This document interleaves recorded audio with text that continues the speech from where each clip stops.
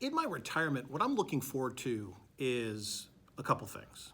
Continuing to work with world-class organizations and doing work in building cultures and building future leaders.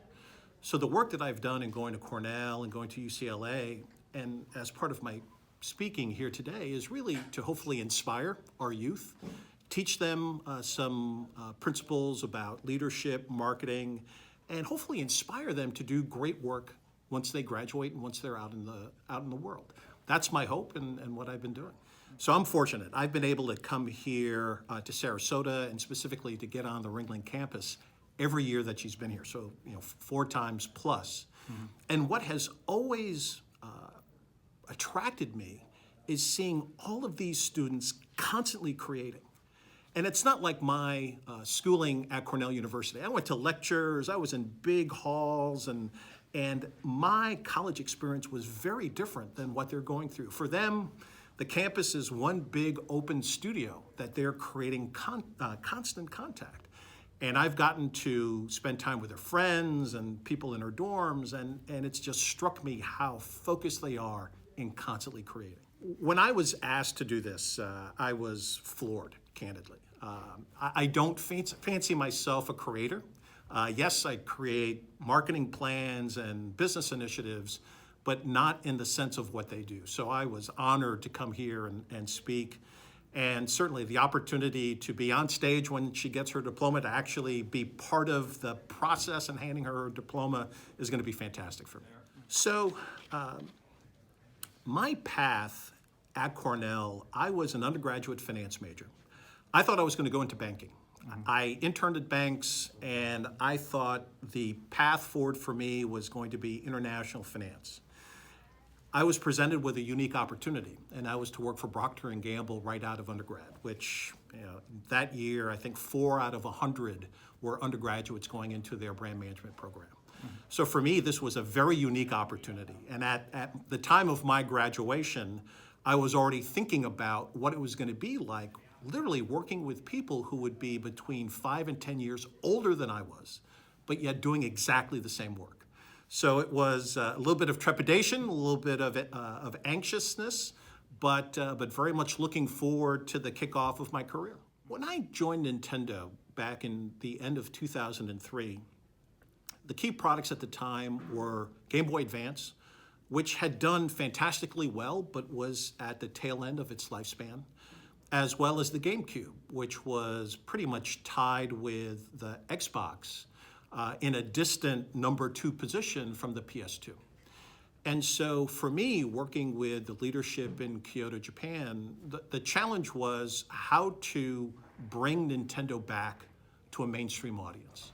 And behind initially the Nintendo DS, which sold 150 million units globally, and then the Wii, which sold over 100 million units.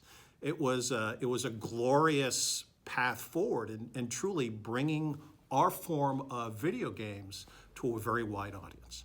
And so I think why the Nintendo fan gravitated to me was that I certainly am an aggressive person. I want to win. We brought some very unique and compelling programs to the Americas.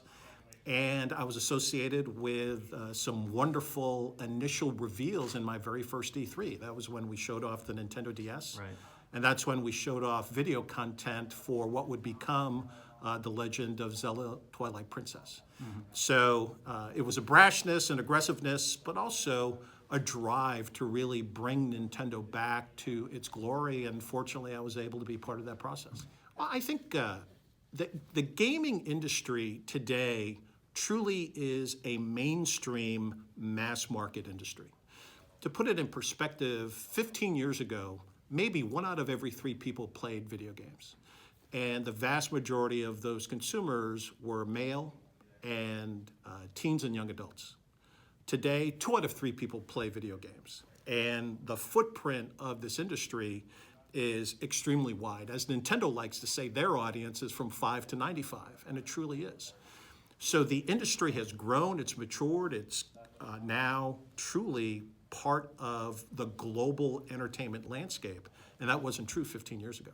Yeah, I mean, you have Pokemon Detective Pikachu coming out this weekend, and that's going to be kind of the top blockbuster, not just for gamers, but for other people. Do you kind of see that change in how games have come into the market reflected in that? I mean, it's not only Detective Pikachu as a movie. Think back a few years ago with Pokemon Go, and think about the consumers you saw playing Pokemon Go. Literally, it was kids, it was their parents, it was their grandparents. The ability for content, especially Nintendo content, to touch a wide range of consumers is extraordinarily compelling. And again, I do think that is a key differentiator today versus what the market looked like 15 years ago. Have you been kind of flattered to see how the outpour of support when you retired last month? I know you just started a Twitter account on your last day, and you already have like 500,000 Twitter followers. And not quite. Only about 420,000 Twitter followers at this point. Hopefully, we'll get a few more today. But the reaction to the retirement video that I posted truly blew me away. I knew that our Nintendo fans would react positively to that video. But on a global basis, there was well north of 20 million views of that video. So it certainly went beyond a video game-oriented audience. And it highlighted that, fortunately, I've been able to touch many people, and there's an affinity that I've been able to create.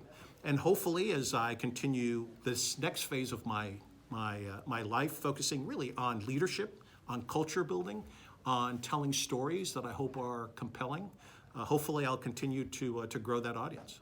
So if you will, professionally, it'll be events like this, public speaking, in a variety of different formats, whether it's associated with colleges and universities or in some other format. The other piece that I hope to do is to serve on large public boards, and those are conversations that I'm actively involved in. And then personally, spending time with family and friends. Nintendo likes to say that we put smiles on people's faces. And in this phase of my life, a big part of what I'm trying to do is put smiles on the faces of my friends and family.